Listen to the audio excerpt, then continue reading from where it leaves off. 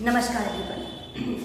Till yesterday we studied about the Cold War and we studied about the Versailles Pact and NATO Pact.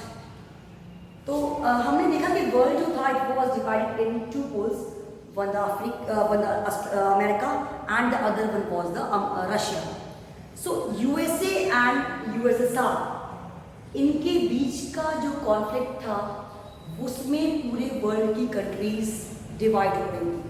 So it was the cause of the cold war. Cold war यही कहलाया जब हमने एक दूसरे पे allegation किया, weapons तो use नहीं किए, but still it was the war of ideology का वार था. So today what we are going to focus, today we will see how the USSR, Soviet Union and US, they were trying to increase their influence.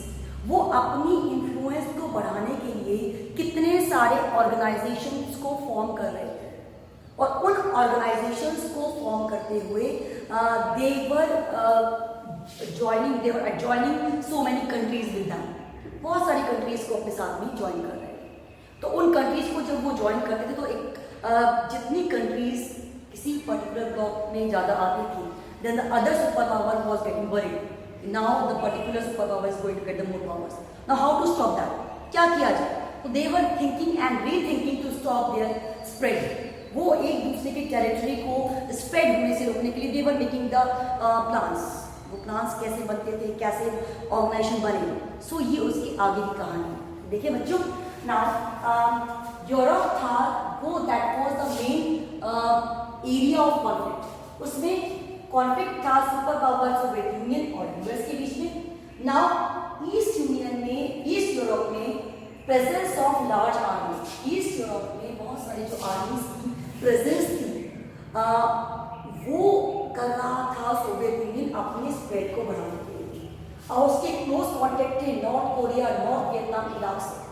क्योंकि हमने पहले chapter में discuss किया था कि यहाँ पे जो विचारधारा थी या आइडियोलॉजी थी, वो आइडियोलॉजी कहती थी कम्युनिज्म, जहाँ पे हम कम्युनिस्ट विचार आइडियोलॉजीज को प्रमोट करते हैं. तो ये जो कंट्रीज थी, कोरिया हुई, वियतनाम हुई, वो प्रमोट थी कम्युनिज्म.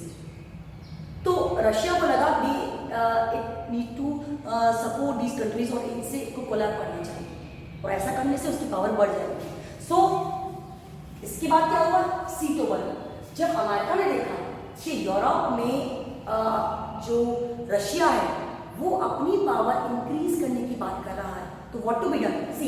सीटो was made. SEATO, South East Asian Treaty Organisation. This is the full form of SEATO, South East Asian Treaty organisation.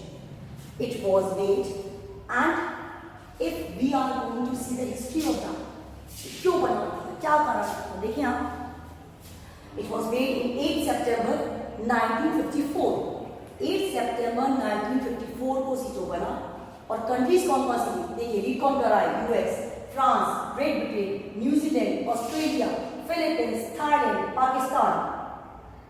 So these were the countries which were making सीटो and it was made on 8th of September 1954 and the leading country was US.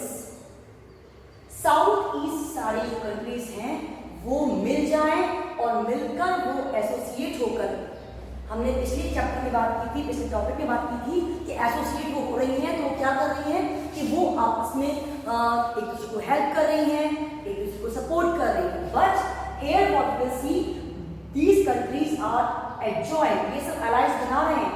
क्यों बना रहे हैं? The motto is, and we can see the motto is to prevent communism from gaining ground. उस ground को gain करने से रोकने के लिए, कम्युनिज्म को स्टॉप करने के लिए, these countries are going to be associated. ये सारी कंट्रीज मिलकर वर्क कर रही हैं. That is on 8 September 1954. Now what we are going to find out, कि अब तक हमने पढ़ा ये हमें बता रहा है, चाहे वो सीटो बने या फिर आपका जो रशिया है वो अपनी ईस्ट जो यूरोप की जो एसोसिएशंस हैं, कंट्रीज हैं, उनसे एसोसिएट करें. इनका मोटिव एक दूसरे के स्प्रेड को, एक दूसरे के टेरिटोरियल स्प्रेड को बढ़ने से रोकना होता है. Now coming to the next one, like if we are going to see about the next particular organization, that was the Central Treaty Organization. Central Treaty Organization जो कि बना 44 फरवरी 1955 को Iran, Iraq, Pakistan, Turkey, UK, और ये dissolve हुआ 79 में। 55 में बना, 79 में डिसॉल्व हो गया। मतलब ये जो भी हमारे ऑर्गेनाइजेशन बन रहे हैं, एसोसिएशन बन रहे हैं, चाहे सीटो हो, सेंटो हो, the motive is to prevent communism. अब कम्युनिस्ट को प्रिवेंट करने के लिए ये सारे एसोसिएशन जो हैं वो फ्रेम हो रहे हैं। So this is the story of the particular organisations which are going to be framed to stop communism, to stop the spread of Russia in the other countries. Now coming to the next thing, that is little bit this topic is written in the book Worry of Newly Independent Countries, Britain and France। अब जो countries newly independent हुई हैं, चाहे वो Britain है, वो France है, तो उनके मन में एक डर आता है, a fear is there, कि whether they need to associate with America और रशिया। कहाँ से एसोसिएट हो, अमेरिका में हो या रशिया में हो। So it was in their mind कि अगर वो किसी एक पर्टिकुलर ग्रुप में आते हैं तो उस ग्रुप में आने के बाद वो अगर दूसरा जो ग्रुप है उसके राइवल हो जाएंगे। सो कुछ ऐसी कंट्रीज थी जो इंडिपेंडेंट होने के बाद भी किसी पर्टिकुलर ग्रुप में नहीं जाना चाहती थी। सो हमने देखा कि ये जो सुपर पावर्स थी अलाइज बना रही थी। एक कारण तो बहुत बड़ा कारण तो ये था कि they want to stop the spread of the other particular super powers. America है तो रशिया को रोकना चाहता है, रशिया है तो अमेरिका का चाहता है। अब और मोटो क्या थे, अगर हम छोटी कंट्रीज का अलाइज बना रहे हैं, उनके साथ में एसोसिएट हो रहे हैं, तो reason of interest of super powers in smaller state, क्या रीजन था? हम किसी के साथ में एडजॉइन होते हैं तो हमारा कोई पर्टिकुलर फेवर होता है, एक इंटरेस्ट होता है कि अगर हम उससे एसोसिएट हो रहे हैं तो हमें ये गेन होगा, हमें ये प्रॉफिट मिलेगा। तो उन्हें क्या प्रॉफिट मिला? तो देखें आप, vital resources, minerals and oils. So many countries are there, like Africa is there, like so many other countries are there, जहाँ पे बहुत सारे resources हैं। Resources क्या करते हैं? Resources plenty, like अगर आप इराक की बात करते हैं तो वहाँ पे ऑयल रिफाइनरीज हैं, मिनरल्स हैं। तो आप क्या करेंगे? जो चीज़ हमारे नहीं है तो हम ऐसी कंट्री को अपने साथ अलाइ बना लेंगे जिससे हम उनके रिसोर्सेज को यूज़ कर पाए। जैसा कि अगर आप देखें, अगर हम अपने इंडिया की बात करें तो India was the colony of Britain, golden birth था हमारा कंट्री, सोने के लिए। पर क्या हुआ? क्यों जब हम फ्री हुए तो वी वर वेरी पुअर, हमारे रिसोर्सेज को ब्रिटेन ले जाया गया और हमारी कंट्री जहाँ पे वो क्रिएट हुए वो पुअर हो गई, कंडीशन वर्स्ट हो गई। तो वहाँ के रिसोर्सेज जो उन कंट्रीज को एसोसिएट कर रहे हैं उन्हें लेना, that was the main motto of the super powers. The next one, territory for launching weapons and troops. अब सपोज सुपर पावर्स के पास में बहुत सेना होगी, बहुत आर्मी है, बहुत सारे लोग हैं, वेपन्स आ गए हैं, बहुत सारी उनकी कुछ टेक्निकल चीज़ें हैं, तो उन ट्रूप्स को, उन सेनाओं को, उन वेपन्स को, उनकी जो भी पर्टिकुलर थिंग्स हैं उन्हें हाउ टू प्लेस, किस जगह रखा जाए। तो अगर हम स्मॉल कंट्रीज को अलाइज बना लेंगे, उनके साथ एसोसिएट हो जाएंगे, तो हम अपनी उन सारे वेपन्स को, उन आर्मी को वहाँ पे लॉन्च कर सकते हैं, रख सकते हैं। लोकेशन फॉर स्पाई, स्पाई जासूस। अब सपोज अब एक दो कंट्रीज आपस में राइवल रही हैं, हमें देखना है कि वो क्या कर रहे हैं, क्या वो कोई मिलिट्री की तैयारी तो नहीं कर रहे हैं, whether they are going to involve in war, are they preparing for any particular violence, so or are they going to make the things or make the plan to destroy the country? तो spy, जासूसी करना, क्या कर रहे हैं, उनकी गतिविधियों को, उनकी एक्टिविटीज को वॉच करना। So that was the main thing at that time. Now economic support for military, military के लिए इकोनॉमिक सपोर्ट, कि जो मिलिट्री सपोज आपने देखा कि हम पहली बात की थी, आर्मी है, ट्रूप्स है, वहाँ रख देंगे, तो जो क्या होगा अगर वो स्मॉल कंट्रीज में वो आर्मी अगर किसी सुपर पावर की जाएगी तो उनका जो फीडिंग का काम है, उनका रहना, उनका खर्चा, उनका एक्सपेंडिचर, वो सारा that will be in by the particular country only. So in such a manner what will happen, in such a manner things will be the burden on the small countries. ये आपके interest थे, किसके interest थे?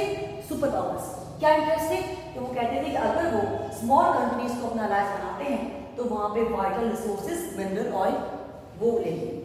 Next one, territory launching, army troops वहां पे वो establish कर देंगे, वेपन्स रख देंगे। स्पाई, जासूसी करने के लिए लोकेशन ले जाएगा। Next one, economic support for military, और मिलिट्री के लिए उनका इकोनॉमिक सपोर्ट मिल जाएगा।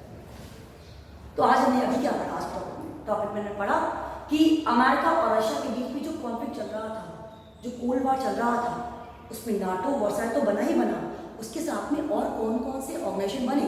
फिर हमने बात की सीटो की, हमने बात की सेंटो की, और इनके मेन पर्टिकुलर फीचर्स की, किस तरह से जो कंट्रीज थी वो इनसे एसोसिएट हुई, इनकी पार्ट बनी, चाहे वो सीटो की हो चाहे आपका सेंटो की हो। और ये जो कंट्रीज थी इनको एसोसिएट करने का मोटिव क्या था? अमेरिका का मोटिव ये था रशिया के इम्पैक्ट को कम करना, रशिया का मोटिव ये था अमेरिका के इम्पैक्ट को कम करना। So the particular motive was oppose to each other. They just want to stop the spread of the particular territory of the particular superpower.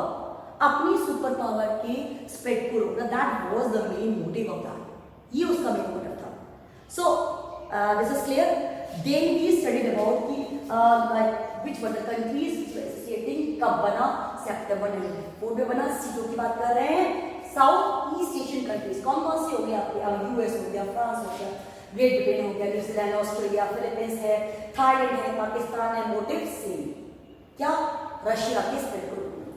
फिर हमने ये पढ़ा कि उनके इंटरेस्ट क्या थे, रिसोर्सेज मिल रहे थे, मिनरल्स मिल रहे थे, ऑयल मिल रहा था, आर्मी ट्रूप्स के लिए, वेपन्स के लिए प्लेस मिल रहा था, स्पाई कर पा रहे थे, जासूसी कर पा रहे थे, and last one economic aid मिल रहा था, इकोनॉमिक हेल्प मिल रहा था उनकी मिलिट्री के लिए। This was the summary. Now coming to the point, like जो कहीं भी एसोसिएट ना हो वो क्या हो, that is non alignment movement, जिसके बारे में हम नेक्स्ट क्लास में बहुत डिटेल में पढ़ने वाले हैं। What was that? Countries not with two blocks, countries जो दो ब्लॉक के साथ में नहीं है, किसी के साथ भी जुड़ी हुई नहीं है, that is the part of non alignment movement. कैसे फ्रेम हुआ, कौन कौन लीडर बने, क्या उसका इम्पैक्ट था। So we will study in the next class. Till today what we studied, हमने देखा कोल्ड वार का मीनिंग, क्यूबा क्राइसिस, उस क्राइसिस के बाद वर्ल्ड का टू पोल्स पे डिवाइड होना, NATO, north atlantic treaty organisation, Versailles, SEATO, CENTO, interest of the super powers in the smaller countries, उसके रीजंस देखे हमने। फिर हमने देखा कि जो किसी भी पावर में कनेक्ट ना हो, एसोसिएट ना हो, तो वो क्या है? वो है नॉन अलाइनमेंट मूवमेंट, जिसके बारे में हम नेक्स्ट क्लास में पढ़ेंगे। So definitely I am going to send you the videos every time you send you in the YouTube, आपके लिंक पर वो भेजेंगे about SEATO, about CENTO, you will be able to know more about that. आपको ज़्यादा जानने को मिलेगा, उन कंट्रीज को आप देखेंगे, उनके लीडर्स को आप देखेंगे, विजुअलाइज होगा, so there will be more impact. And rest of part, the questions, definitely the questions will be about CETO, CENTO and the interest reasons of the superpowers in the smaller countries. So these all we are going to do.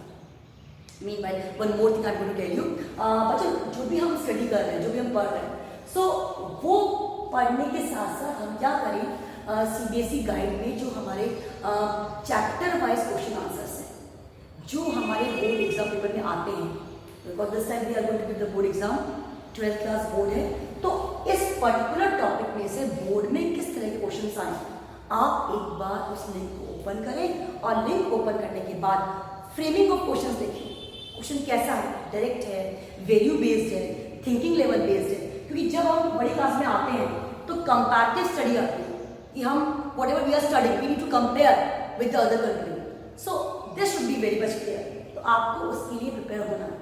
So do see the particular link that I am going to send you on the WhatsApp group. उस particular chapter, उस topic में से कितने questions board में आ चुके हैं।